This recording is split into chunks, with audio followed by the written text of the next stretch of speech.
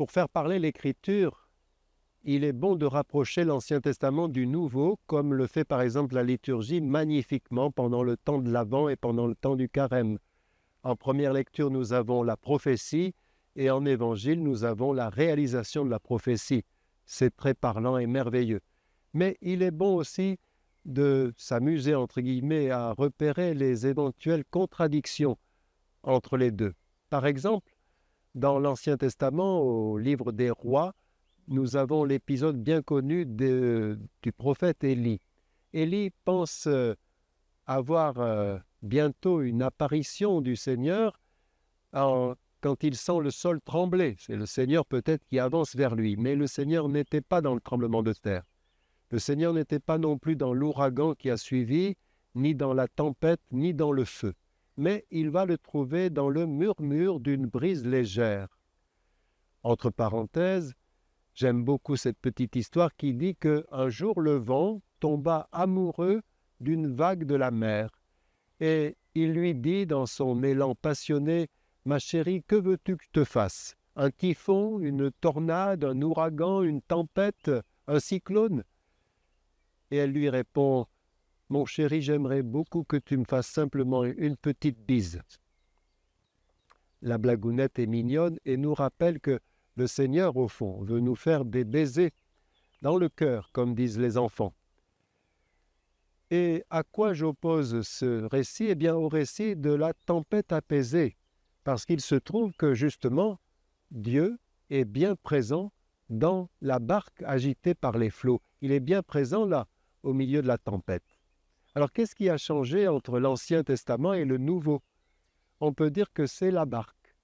Et la barque, remplie des apôtres, représente l'Église. Ce qui a changé, c'est la présence de l'Église. Face au malheur innocent, vous avez la réaction d'un Albert Camus, qui est au fond légitime, qui dit que tant qu'il y aura des camions qui écraseront des enfants, il ne croira pas en Dieu. Et c'est vrai que nous sommes scandalisés par le malheur des innocents et particulièrement des enfants. Mais que fait l'Église? L'Église est aussi touchée que ceux qui font cette remarque, mais elle fait comme la femme syrophénicienne. Jésus s'était risqué dans le territoire païen, la Syrophénicie, c'est-à-dire le Liban actuel, et voilà qu'une femme le supplie de guérir sa petite fille. Et Jésus fait comme s'il n'entendait pas, il s'avance, si bien que ce sont les apôtres qui viennent le supplier en disant « Elle nous poursuit de ses cris, fais quelque chose ». Jésus s'arrête et il lui dit simplement « Il n'est pas bien de prendre le pain des petits-enfants pour le donner aux petits chiens ».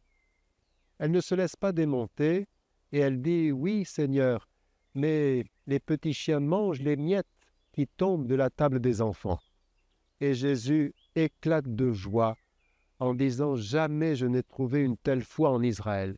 Va, ta fille est sauvée. » Elle représente bien l'Église, cette femme, qui ne se fatigue pas de supplier, d'intercéder. Par exemple, par la prière des psaumes. Les consacrés, nous avons 5 offices à célébrer chaque jour. Dans les monastères, ils en ont un peu plus et plus développés. Regardez les psaumes. Il y a souvent ces cris de détresse. « Pourquoi, Seigneur, restes-tu silencieux? Seigneur, prends-nous en pitié. Seigneur, viens à notre secours. À nos dépens, tu leur montreras ta sainteté. À leurs dépens, montre-nous ta grandeur. » etc., etc.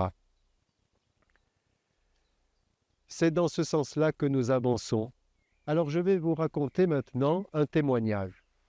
Il faut d'abord se dire que vis-à-vis de la souffrance, nous ne sommes pas égaux. Aucune souffrance ne se compare. Et ce qui paraît broutille pour quelqu'un peut être un grand malheur pour un autre. Voilà ce dont il s'agit. Une jeune femme avait demandé à l'Église, par courrier, d'être débaptisée. On ne peut pas enlever le baptême, mais on peut demander à ce que l'Église écrive en marge du registre qu'elle renonce à être chrétienne. Autrefois, on appelait ça un apostat. C'est quelque chose d'assez lourd, d'assez grave.